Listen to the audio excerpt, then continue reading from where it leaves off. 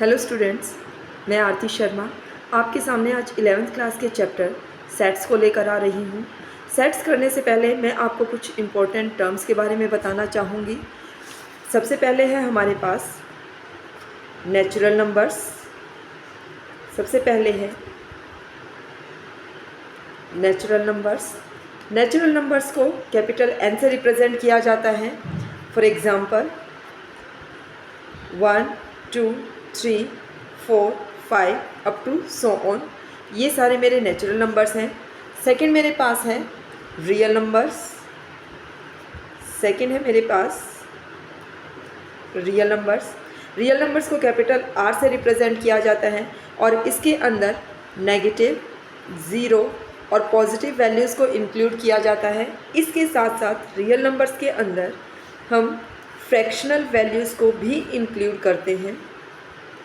Fractional values को भी include करते हैं। For example -2, -1, 0, 0.5, 2.5 etcetera. थर्ड है हमारे पास इंटीजर्स। थर्ड हमारे पास है इंटीजर्स। इंटीजर्स को रिप्रेजेंट किया जाता है कैपिटल Z से। इंटीजर्स के अंदर भी हमारे पास नेगेटिव, ज़ीरो और पॉजिटिव वैल्यूज़ आती हैं, लेकिन इंटीजर्स के अंदर हम फ्रैक्शनल वैल्यूज़ को इंक्लूड नहीं करते। For example -2, -1, 0, 1, 2 up to so on. इसके बाद हमारे पास एक और नंबर आता है, that is called rational numbers. Rational numbers को कैपिटल Q से रिप्रेजेंट किया जाता है और रैशनल नंबर्स हमेशा P/Q की फॉर्म में लिखे जाते हैं, where Q not equals to 0 होता है। फिफ्थ हमारे पास आता है प्राइम नंबर। प्राइम नंबर के अंदर वो सारे नंबर्स आते हैं जो 1 या अपने आप से डिविजिबल होते हैं, like 2, 3, 5, 7, 11, 30 up to so on. यहाँ पर 2 हमारा एक अकेला ऐसा नंबर है जिसे हम इवन प्राइम नंबर कहते हैं। इन कुछ टर्म्स के बाद हमारे पास स्टार्ट होता है सेट्स। सेट्स क्या होता है? कलेक्शन ऑफ एन ऑब्जेक्ट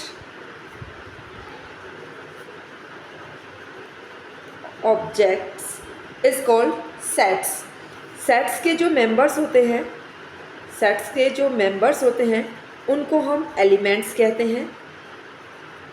अगर हम एग्जांपल लें, मेरे पास एक ए सेट है। ए सेट के अंदर मैंने कुछ नेचुरल नंबर्स लिए हैं जिसे हम कह सकते हैं set of natural numbers, like 1, 2, 3, 4, 5 up to so on.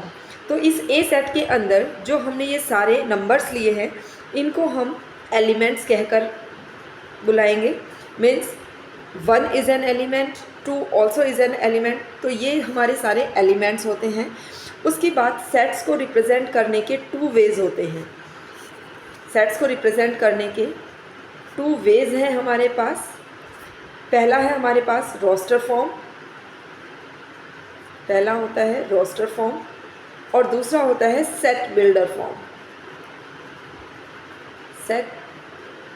Form.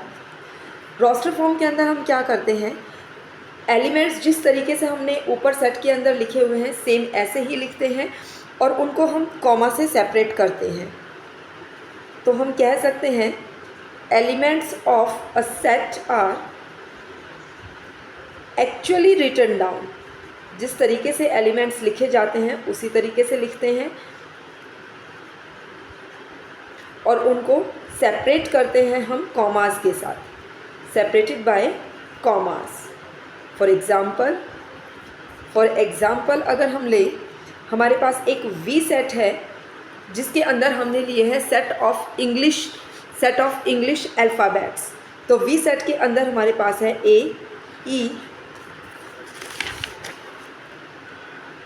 I, O, U।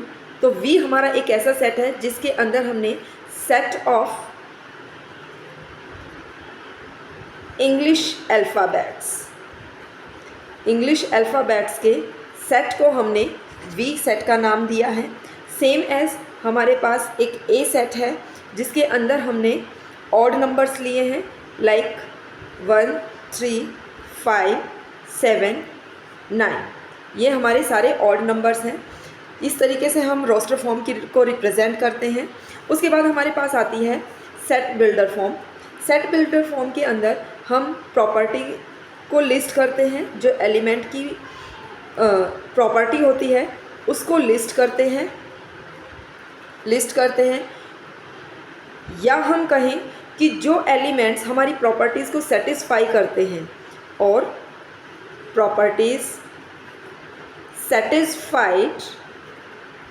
Satisfied by the elements. In set के अंदर हमारे वो एलिमेंट्स आते हैं जो हमारे द्वारा दी गई प्रॉपर्टीज़ को सेटिस्फाई करते हैं। जैसे एग्जांपल अगर हम ले, हमारे पास एक एम सेट है, उसके अंदर हमने लिखा है x is to x is a prime number. x is to x एक प्राइम नंबर है which is less than 20।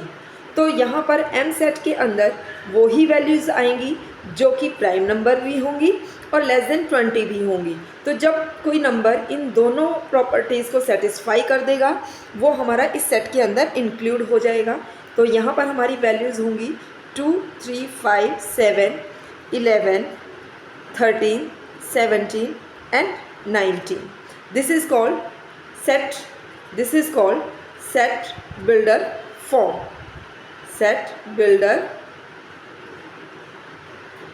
Form. Right. इसके बाद हमारे पास आता है एक और प्रॉपर्टी है सेट्स की। सबसे पहले हम लेते हैं एक एग्जांपल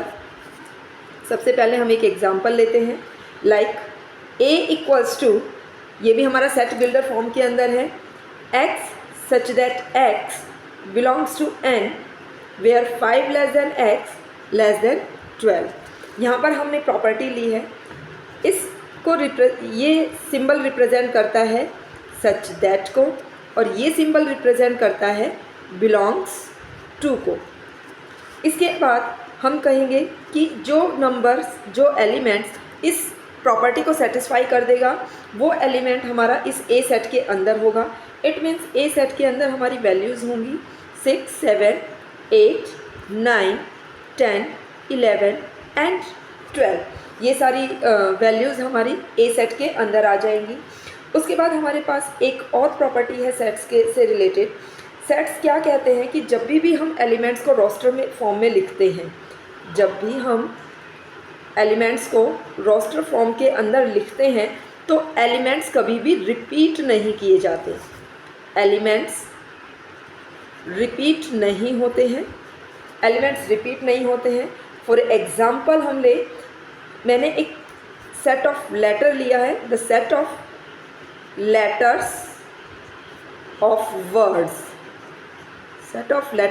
वर्ड्स मैंने लिया है। वर्ड है मेरे पास SCHOOL, स्कूल। तो इसके अंदर जो हमारा सेट बनेगा, मैं ए सेट नाम दे रही हूँ उसको, तो जो सेट बनेगा उस सेट के अंदर जो एलिमेंट हमारा यहाँ पर रिपीट हुआ है उसको हम सिर्फ और सिर्फ एक बार ही इंक्लूड करेंगे। तो यहाँ पर मेरे सेट के अंदर वैल्यूज़ आ जाएंगी SCHO एंड L। इस तरीके से ये रिप्रेजेंट किया जाएगा। सेम अगर हम कोई और एग्जांपल लेते हैं, मैंने एक वर्ड लिया है दैट इज़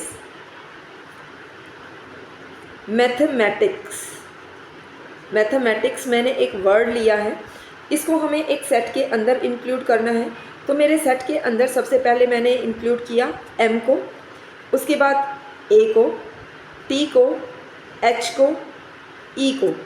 M मैंने पहले यूज़ कर लिया है, M दोबारा रिपीट हुआ है तो हम M को इंक्लूड नहीं करेंगे। A भी मेरा दूसरी बार यूज़ हुआ है, उसको भी इंक्लूड नहीं किया जाएगा। सेम एज T को इंक्लूड नहीं करेंगे। उसके बाद हमारे पास आता है I, C एंड S। इस तरीके से हमारा एक सेट बन जाएगा जिसके अंदर हम लेटर्स को रिपीट नहीं करेंगे। तो स्टूडेंट्स, अगर आपको मेरी वीडियो पसंद आई हो तो इसे शेयर, लाइक, कमेंट और सब्सक्राइब करना ना भूलें।